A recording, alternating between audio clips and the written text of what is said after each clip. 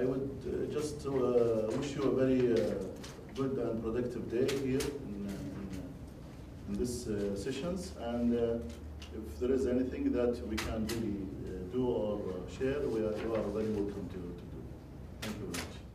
At Al Yawm Media House, several important media figures attended the event, which Knowledge View maintains annually to gather their customers and share ideas and accomplishments through friendly conversations and active presentations.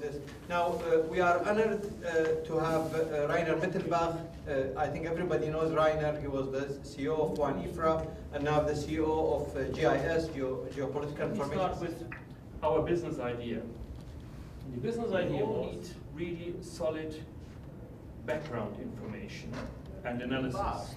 5-10 years ago, when you go to read your newspaper, you had it only, or 15 years ago, you had it only in the print version, and you very well knew what you can expect from the newspaper. Or you have integrated newsroom. It means people working for all your media channels, print, online, mobile media, everything. Sitting together. The main part will be later to go through the newsroom, to discuss the elements in the newsroom, and then to come back. Afterwards, in the afternoon, the participants made a tour in the second floor, which holds the open space newsroom.